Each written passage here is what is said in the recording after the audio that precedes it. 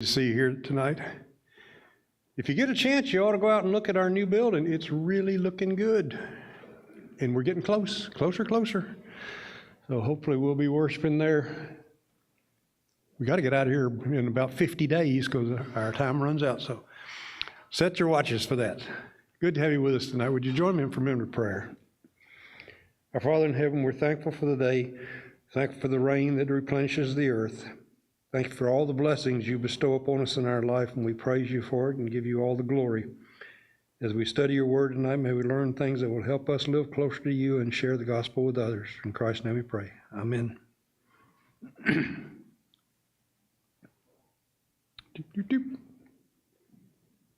going to sing Wonderful Story of Love in a minute. There it is.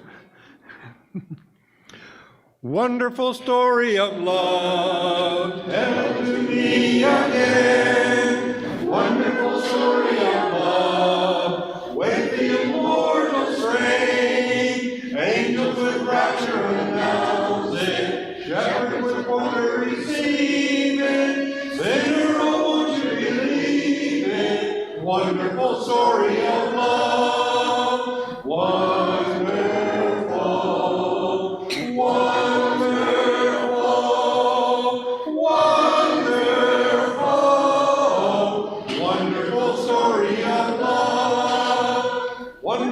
Story of love, though you are far away. The wonderful story of love, still need a call today. Calling from Calvary's mountain, down from the crystal bright fountain, in from the dawn of creation.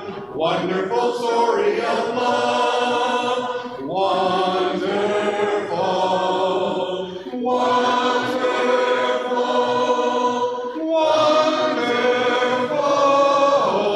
Wonderful story of love, wonderful story of love. Jesus provides a rest, wonderful story of love, for all the pure and blessed. Rest in those mansions above us, with those who gone before us, singing the rapturous chorus. Wonderful story of love, wonderful, wonderful, wonderful, wonderful story of love. Oh, how sweet could be to meet the Lord when he comes in glory by and by. What a song of praise will be outpoured when he comes in glory by and by. How sweet will be when he comes in the sky. What joy, when he comes in glory by and by. He will have our robes of white as snow when he comes in glory by and by. Oh, be ready with the Lord to go when he comes in glory by and by. How sweet will be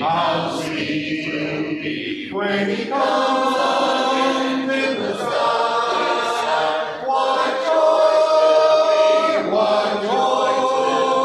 when he comes in glory by and by. I am longing for that happy day when he comes in glory by and by. For with him I hope to soar away when he comes in glory by and by. How sweet will be when he comes in the sky. What joy, when he comes in glory by and by. And with that, you would dismiss the classes.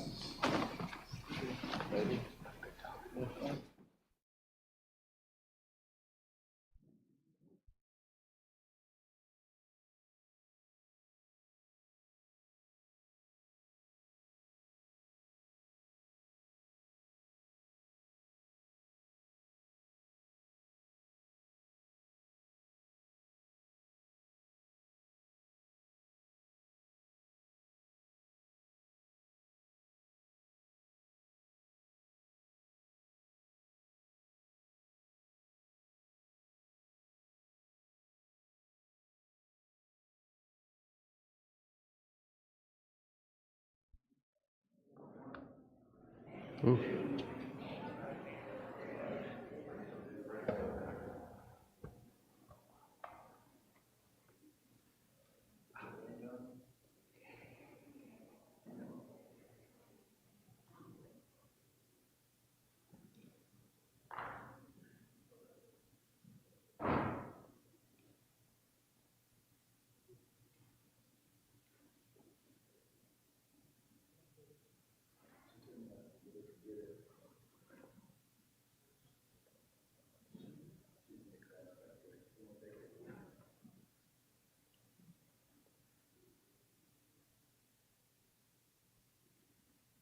All right, good evening, everybody.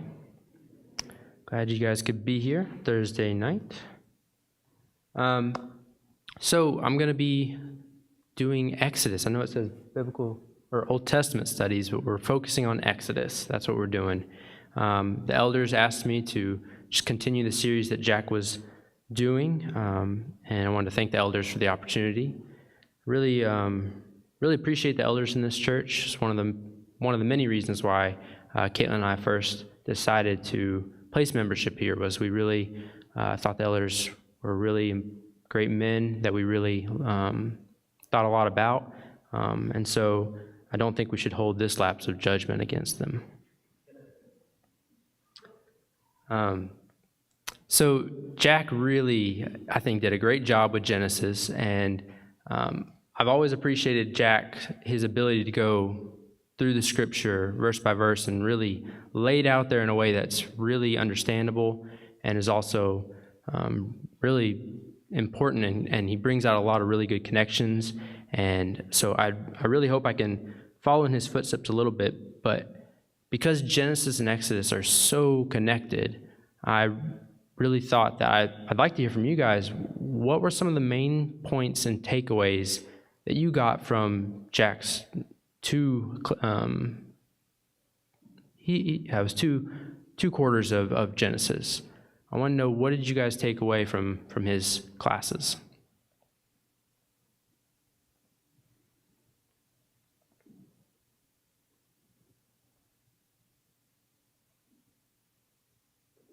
And I am a therapist, and I'm very comfortable with silence.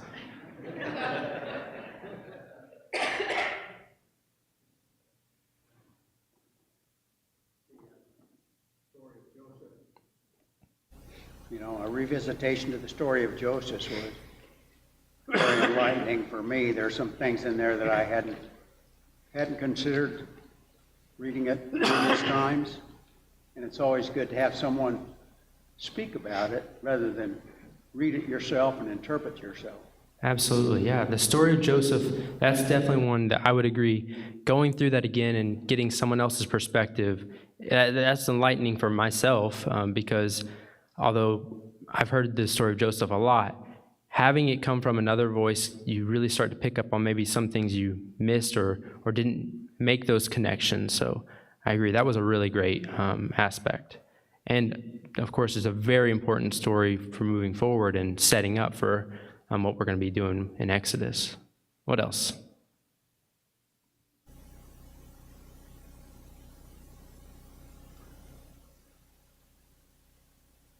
I think the tension between Jacob and Esau was something that was well brought out. Yeah, Jack did a really great job teasing out the intricacies of the tension between Jacob and Esau. Yeah, absolutely. That was a really humanistic area to draw out. And I always appreciate when we can make the Bible personable and relatable, which was well done. Yeah. Any other thoughts that come to your mind when we were talking about Genesis?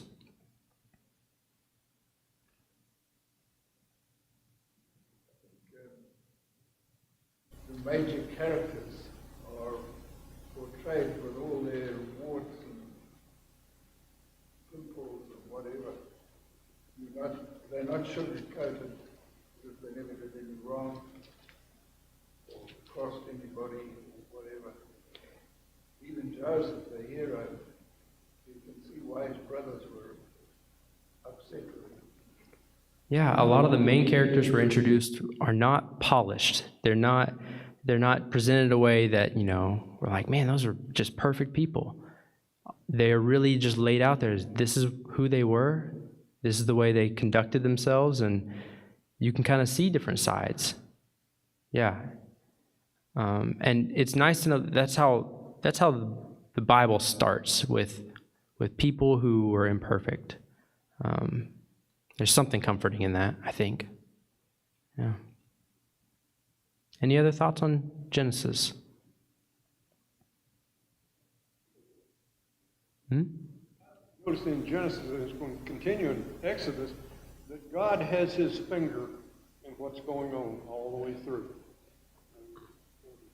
Basically, he's making the decisions as to whether you want to listen to him or not. It's a great point. We really see God really just starting to work from the beginning. Yeah, and there wasn't an abandoning. Even after we messed up, God went right to work. And all through Genesis, we see the way he was working, the things he was putting in motion. And like you said, this is going to carry right into Exodus. And it really is another theme that we're going to be monitoring and looking at. So, yeah, great. I appreciate those points. Again, I think this is a good thing that we've been doing, starting from the beginning, going through these books, because it's important to really get a grasp on the beginning and how it ties into things as we move forward.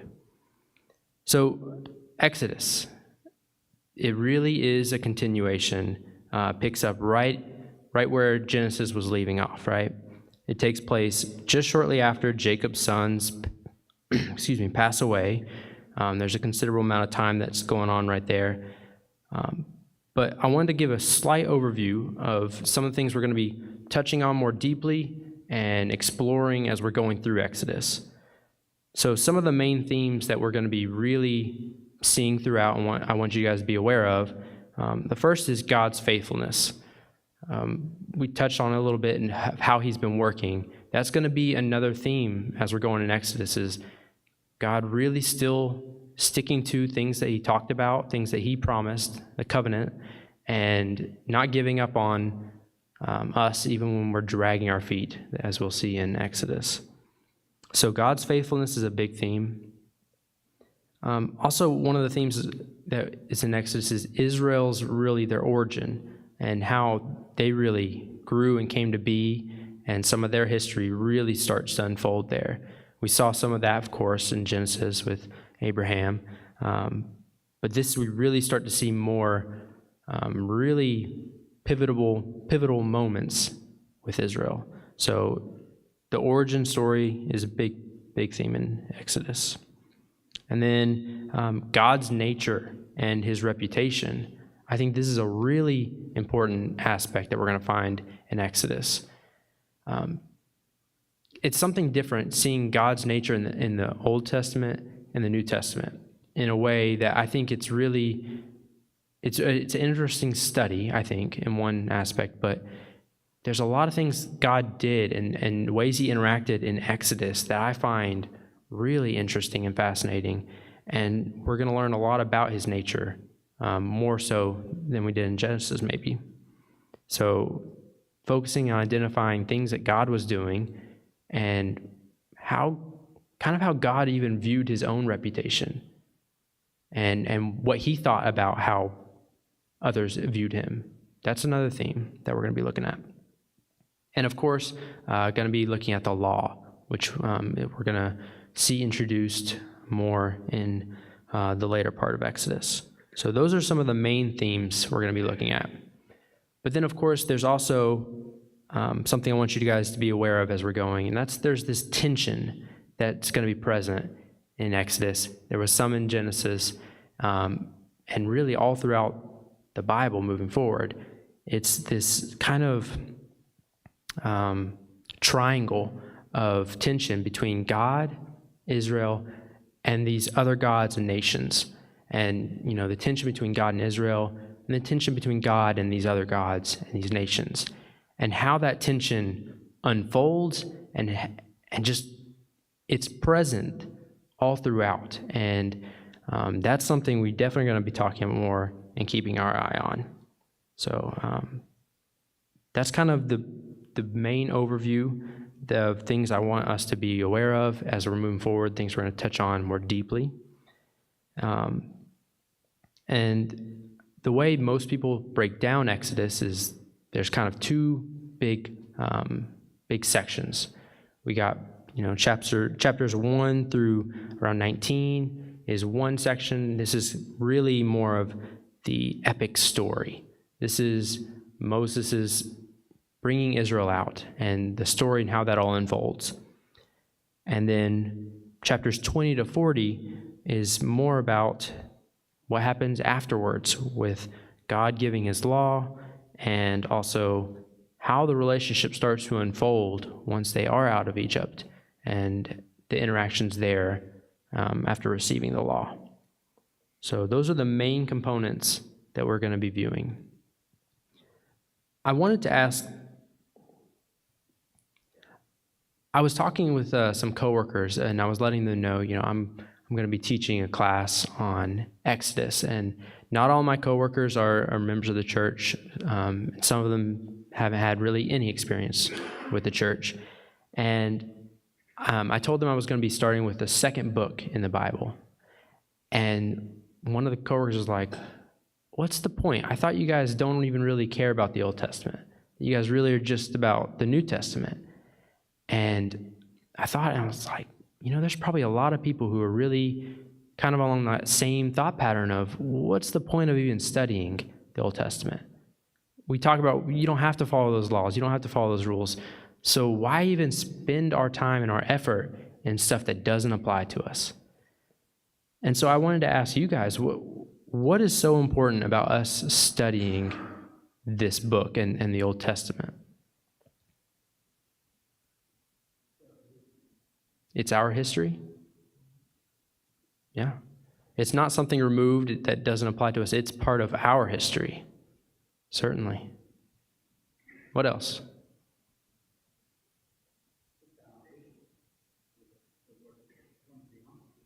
It's the foundation. It's not something separate. It's something that we built on and it's led to something else. Yeah. So many stories that can help us to live the Christian life. Job, how to deal with adversity. Samson, how you can fall away if you don't watch it, become involved in the world.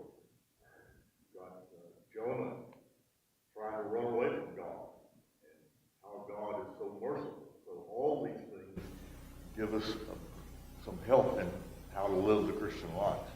Yeah, these stories, they are something we can take and they actually can be applicable to what we're doing now, what we're going through now, for sure. Yeah, Jesus thought this was important. He thought it was good enough to bring up and talk about. That's a whole reason on its own, for sure. Mel? A lot of prophecies about Jesus Mm. in the Old Testament. A lot of things leading to something that was ultimately Jesus that we should know about. Yes? It shows God's plan throughout. And it shows not only his plan, but for as many people that want to say that, well, the God of the Old Testament is different, when you actually really study it, you find out that, no, this is the same God throughout. And this was his plan from the very beginning, and how that no matter how man chose to operate, it still came within God's plan. Yeah, it's a whole evidence showing what God was doing and showing that this is who he said he was. This is God. He is I am. Yeah, for sure. It's like why we study history today. For kids in school now, why do they still study history? There are some lessons to be learned in the Old Testament that we can carry over into our New Testament living. Yeah, there's things that we need to know, whether it's to avoid certain things or to pursue certain things. Absolutely. When you look at it all, it shows the awesome power of God. You know, Rex in some of his sermons let us talk about you know, either you believe a whale ate Jonah or you don't. Either you believe Noah built a big boat or you don't. And we get to go back and look at all of the awesome power of God and the things he did that led up to his showing us Christ. Yeah. It gives us faith to be able to believe. I think that's a really awesome point. It's a whole thing that leads to our faith, and it's a really powerful thing. I think it's also interesting. Someone mentioned Jesus and him pointing back, but Jesus also, one of his main teaching styles was through parables, right? Stories, and I don't think it's an accident that in the Old Testament God really lays out all these stories for us. And some of these stories are epic and amazing and even unbelievable at times. And I don't think it's a mistake that was the case, because we are drawn to stories. We can understand them. We can place ourselves in those stories. And just as we said, these people are unpolished. Their flaws are out. And we can really gravitate to those. And I think that's another reason why this Old Testament is really something to be admired and to be looked at more. I think that, one, of course, we need to understand where we came from and how we got here. And as I was saying, in Exodus, we learn a lot about God's nature. The Old Testament is full of things that are giving us a bigger picture of God and his nature, and understanding who he was, why he did the things he did. That's a valuable study in itself, and to exclude the Old Testament would be missing a big part of who God was. And as we said, there's many applications that we can make that are in the Old Testament, which again is why Jesus did point back to these things, and why it is important for us to search them, find what is good for us to know, and share it. I thought one reason also is because the Old Testament, it gives us an appreciation that I don't know that we fully get in the New Testament. Well, let me say this. I believe we get a great appreciation of God's abilities in the Old Testament, what he's able to do to fulfill his promises to us, bring his plan to fruition, but also it's so incredibly important for us to take note of God's desire to be with us. And I think that is really evident in Genesis, Exodus, and a lot of the Old Testament in what he was doing to be with us. And of course, we see that fully in Jesus coming to the cross and dying for us. But I think a big part of it is still seeing that, especially here in Exodus, we'll see God's desire to still come and dwell with us. I think that's a really important thing for us to appreciate. And I also think that we're going to see a lot of things in Exodus as we go, a lot of parallels and foreshadowing, things showing some things to come, which, again, it's for our faith. It's to show the wholeness of this Bible. A lot of reasons. When you really start to think about it, there's a whole lot of reasons for us to be here right now and to be dwelling in this Old Testament. So when people ask you, there's a whole bunch of stuff you can draw from and let people know and show them, hopefully opening up to some studies for sure. Any other thoughts or notes on that? It's like Paul writes to the Romans, whatever was written in earlier times was written for our instruction, so that through perseverance and the encouragement of the Scriptures, we might have hope. We might have hope. Absolutely. Yeah. Thanks for sharing that. All right. So in this quarter, I'm going to really do my best to go through the scripture and draw out things like we've been doing in Genesis. There's going to be times I'm going to paraphrase some stuff to keep moving, but that's the goal. And I hope that you guys would go home, reread some of the stuff we've gone over, and maybe read ahead a little bit so you're prepared for us to dive in and lend me some of your thoughts and things that you've seen in your studies, because that would really make this class a more rich class for sure. So Exodus chapter 1 is where we're going to start, if you want to get your Bibles open there. Actually, I also wanted to ask, just curious, in Bible classes, what is your preference? Do you like when the teacher reads all the verses, or do you guys like to be picked on and read yourself out loud? I'm just curious. Raise your hand if you like when the teacher reads the Bible, all the verses. Raise your hand if you like when the audience is the readers. That's interesting. Okay. I was always curious about that. I don't know if you guys are just shy to raise your hand the first time or not, but it sounds like you guys like reading.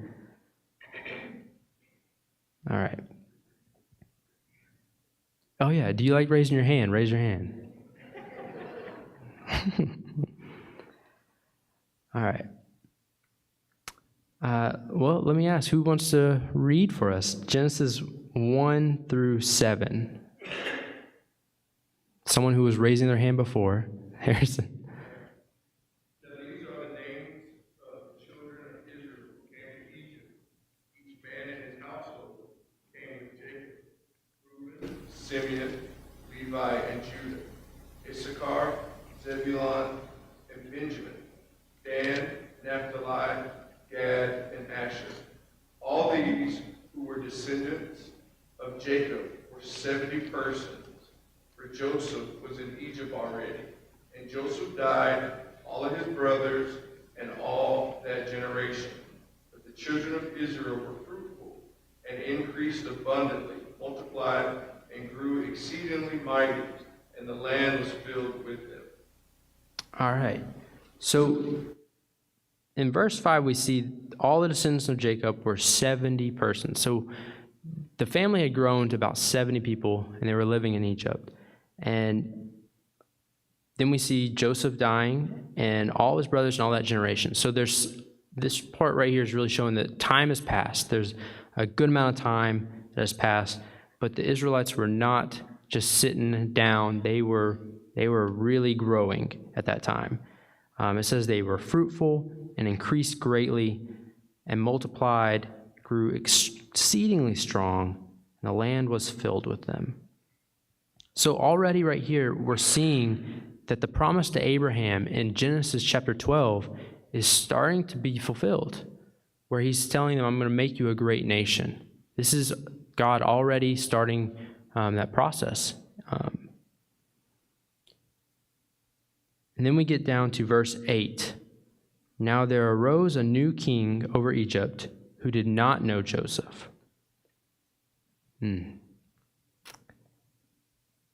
guys ever had a boss and that boss leaves and you get a new boss in, and then you just feel like, man, nothing's going to change. This is going to be great. I don't have any cares or worries at all.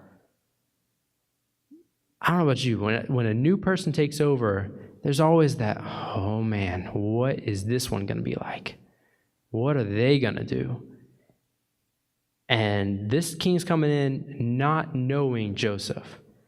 Didn't know his character, didn't know the connection, the amazing things Joseph did for Egypt. And I don't know, I can feel that phrase, and I'm just like, I know what that feels like, to be like, this could be something different. Verse 9, the Pharaoh said to his people, behold, the people of Israel are too many and too mighty for us. Come, let us deal shrewdly with them, lest they multiply, and if war breaks out, they join our enemies and fight against us and escape from the land. Again, things in life do not stay the same. I know that's been my experience. It has to be your experience. Things change. And in this one, the Pharaoh, he did not care about the arrangement, the understandings. What he did care about is the fear and the possibility, and self-preservation was really his goal, we see start to come out. King who didn't know Joseph just shows you how important that history is that we were talking about before, and actually knowing the history and knowing things about it. I don't know how he did not know Joseph. Somebody dropped the ball, and now he didn't know Joseph. That's a great point.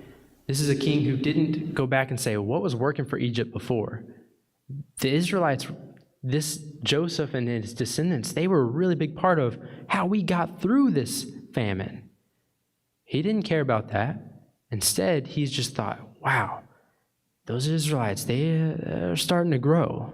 That is a lot of people. You know, there's some potential there. I don't like how this could turn out for us. I don't like this at all. In verse 10, he says, come, let us deal shrewdly with them. Some translations have said subtly, and this is not a phrase you really want to hear. In fact, this is kind of one of those phrases that you're like, okay, this is leading to something. So what does he do? Verse 11. Someone read verse 11 and go down to verse 14. 11 to 14. To afflict them with their burdens. And they built for Pharaoh supply cities, Pithom and Ramses. But the more they afflicted them, the more they multiplied and grew. And they were in dread of the children of Israel. So the Egyptians made the children of Israel serve with rigor, and they made their lives bitter with hard bondage, in mortar and brick, and in all manner of service in the field. All their service in which they made them serve was with rigor. So Pharaoh is scared, he's fearful, and he's operating out of that place of fear. Now, he's still a ruler. He doesn't think, let me just kill all of them, or let me just straight up enslave these people.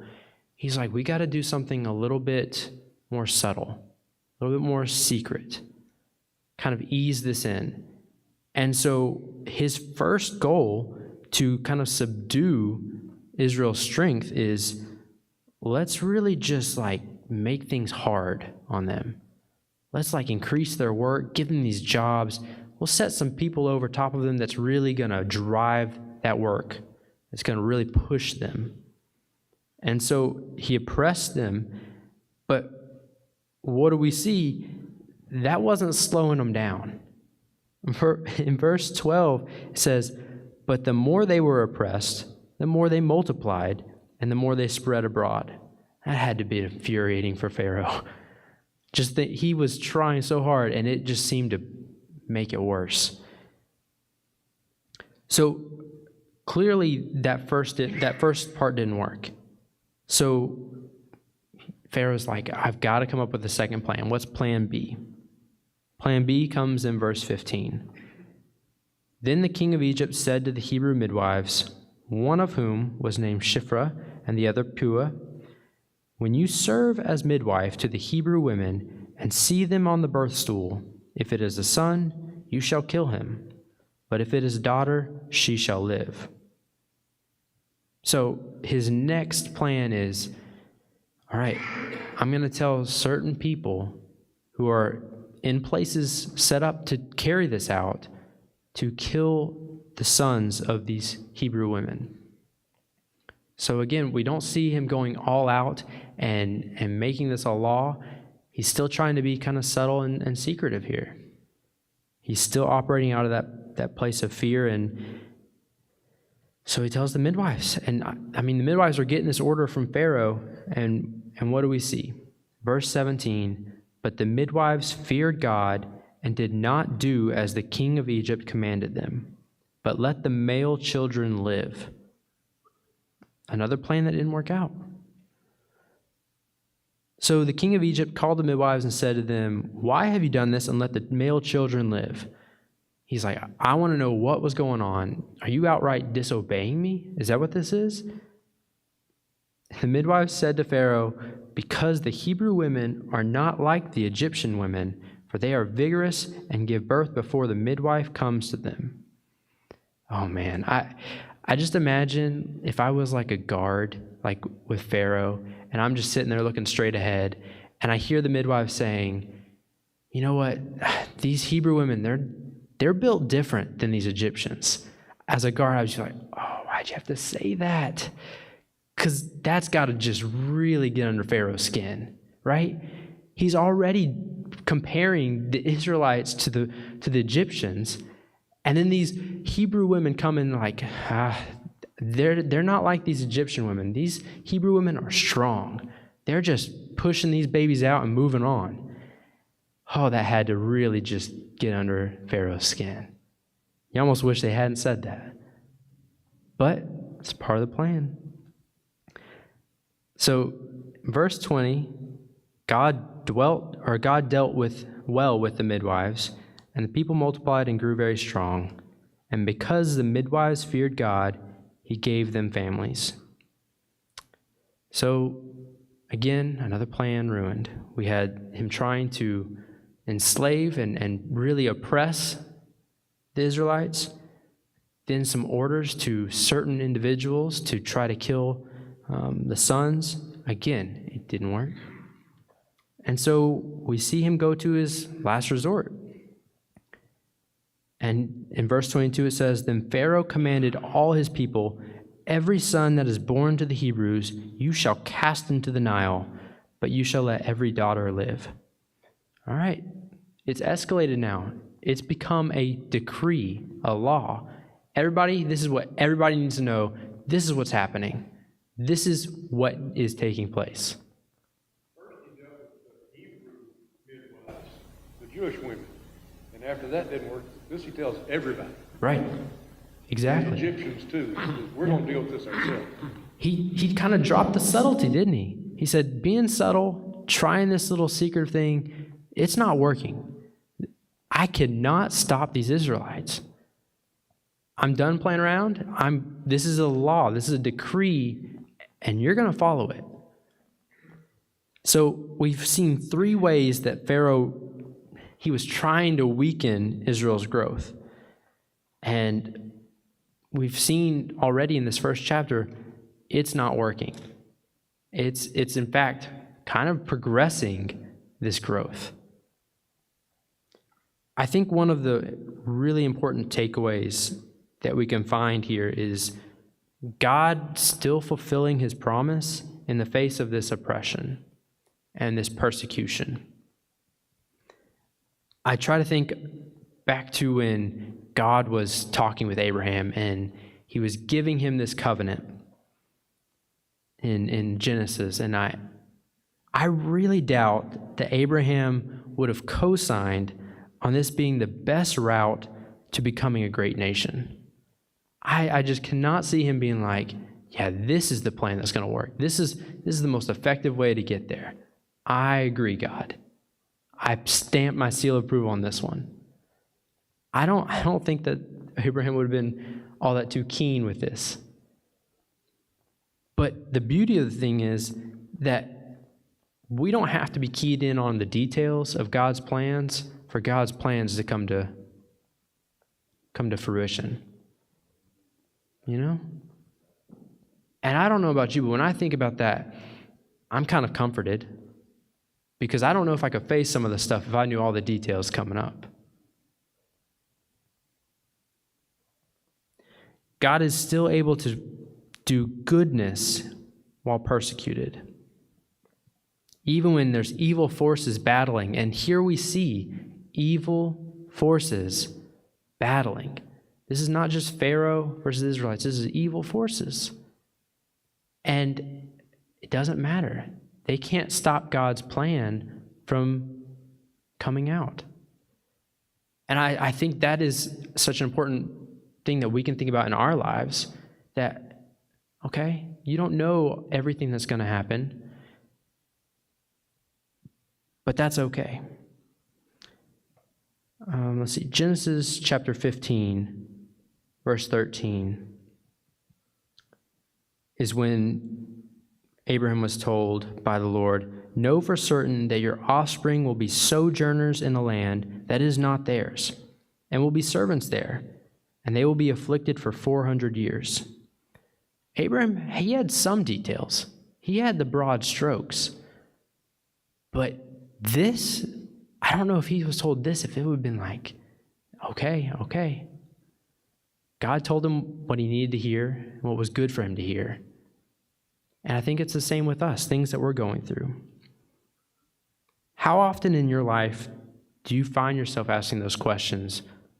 Like, why is this happening to me? Or what does God want from me?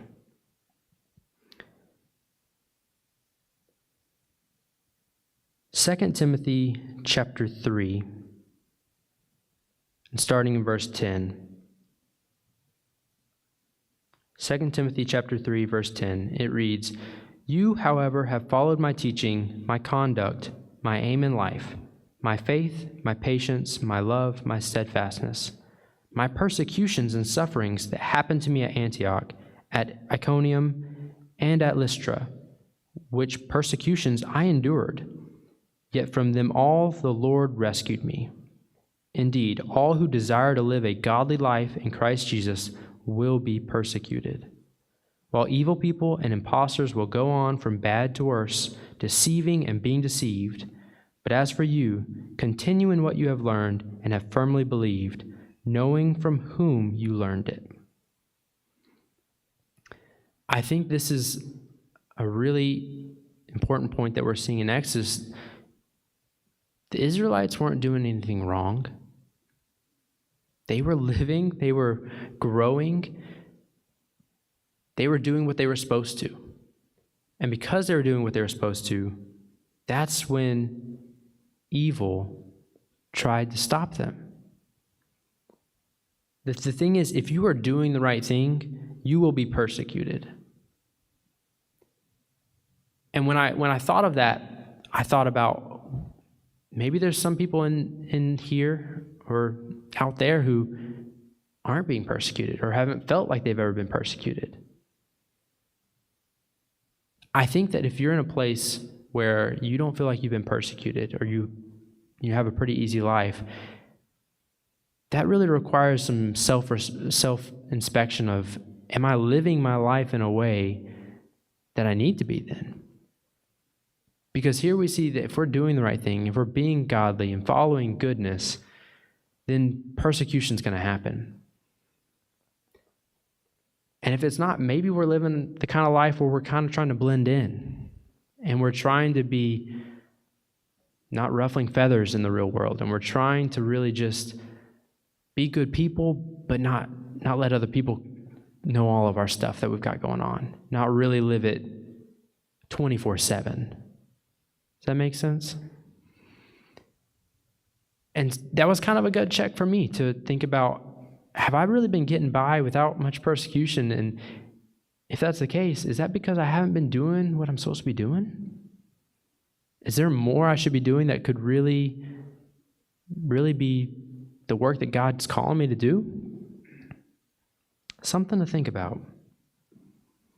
But I also think that this is a good reminder that not every bad thing that happens is a punishment. In the Old Testament, we see a lot of situations where there is punishment due to disobedience. This is not one of those situations.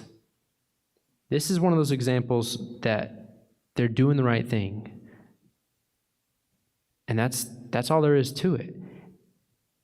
There's times in the Bible it's explicitly stated that, a certain nation was used as a punishment. Again, right here, the Israelites, chapter 1, they were not in the wrong. They're not being punished. And so not everything bad that happens is a punishment. One more lesson that I really thought was important is how to deal with difficult phases in life. When you look at this chapter and you see all the things going on with Israelites, you've had it pretty good in Egypt. It seemed like. They were able to grow, prosper, they survived the famine. This new Pharaoh comes along. Things start switching up. Suddenly life starts getting hard. Work starts getting hard. Then lives are starting to be threatened. Now lives are openly being threatened. How were the Israelites able to get through that? What was the thing that carried them through?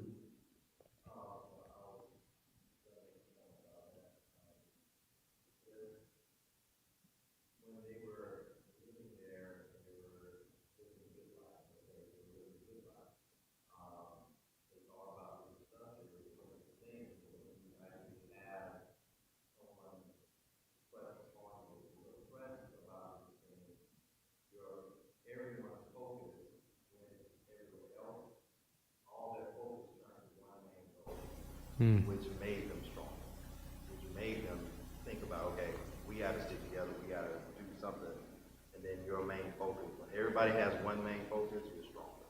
Absolutely. Well put. That's the key right there. There's so much in life that we can't control, that is out of our control. In this situation, this was out of the Israelites' control, things that were happening. But what they could control is where their focus and energy was being spent. And what did they do? They were all on board. They were growing, they were multiplying, and that was the mission, and that was effective. I think this is something that we can also take away of how to deal with difficult things in life is focus on at least one thing that you are able to control. For Israel, it was family and protecting their family. They were growing, and they were still trying to be protective of that family. And this was in the face of outright murders decreed from their government. Even in all of that, they didn't stop. And in our life, I think there's things that even in persecution, even in difficult times, that we can really, if we try, we can focus on maybe something simple. Because in this, how simple is it? How simple of a solution is it that they were focusing on growing as a nation, as a family, in the face of having their lives threatened, becoming enslaved? That was their focus. It was good enough to get them through, wasn't it? It's the same, persecution or negative, whatever you want to call it. Had that not happened, there wouldn't have been an exodus. There wouldn't have been enough motivation for the people to leave. It was wonderful there. They'd have never left. They wouldn't have gone along with Moses. They wouldn't have agreed with God. Same, so it led something hard, but better. But it was hard. And the same thing happened to the early church. Without that persecution around Jerusalem, they were not taking the gospel everywhere. And that was going to be hard, but it was going to be better. So sometimes the hardest things we go through lead us to something much better, but we just resist it. So Yeah, persecution can be really good for you, but man, you don't want to hear that when you're getting persecuted. That's not the best time to bring it up. But it's true that there's so many things that, so much growth happens through difficult times and persecution. Look at your life and take out those difficult times. Take out that persecution. Who are you as a person? I don't know. I'm definitely not who I am now. I don't know who that person would look like. But I feel like I wouldn't like that person. I can tell you that much. What these want to keep in mind here is a lot of times when we read this, and I'm not discounting what we just said, what I'm saying is to pay attention because something can happen within just a realm of just a few verses that covers a large amount of time. And you have to go back to the idea that he's saying deal wisely or deal shrewdly with them. And you notice what happens is there's this slow increase. And it's kind of like with the frog in the boiling pot of water. You throw him in the boiling pot of water, it comes out. But if you turn it up, it will stay there. And this is kind of the situation that things slowly get turned up more and more, and they're accepting to it, but it starts really kind of chafing them after a while, and they start crying out. And we'll see this as it progresses along. But as part of the human nature is that you change a little bit, all right, okay, you change a little more, Then all of a sudden we get to a point where, okay, that's the last straw. And there is something about it, just like what Rex was saying, and it's really true. In fact, I've known of some, like, we should pray for persecution, because it's during the times of persecution that the church has actually grown stronger. And it's really kind of it's an interesting aspect, and probably from your background, it's probably a very interesting dynamic to look at the way the human psyche and mind works whenever they're dealing with and complicated with persecution and with oppression, and how it leads you to events and transitions in life. Absolutely, yeah. I appreciate that reminder that this is really, you can see the progression, but it's not a quick progression. It is something that is taking time, and it's methodical. And I also think it's going to be interesting because we're going to see what persecution does to the Egyptians and the persecution does to Pharaoh himself and how he responds. And we'll kind of get to compare a little bit and contrast at that point of different places in life, different backgrounds and beliefs, and how they were able to respond in those times when persecution comes. Yeah, great thoughts. What's that? Isn't that when they started calling out to God for help? Right, yeah. And Exactly, that's the point. Exactly, yeah. As Rex saying, if we don't have that persecution, sometimes we don't look to God, and we don't think about the things that we need to and grow in the areas that we need to. Sometimes those are times when we start relying on ourselves more when things are going good, and we don't have the reminders that we need at certain times. Yeah. All right. I've gone a little bit over on our time, but I really appreciate your thoughts. Really great comments. I hope that next week, if you guys want to read ahead a little bit, so that we can really jump in and have a great, deep study together. Appreciate you guys. And I hope you guys have a great rest of your week. I don't know who's doing you got it. There you go.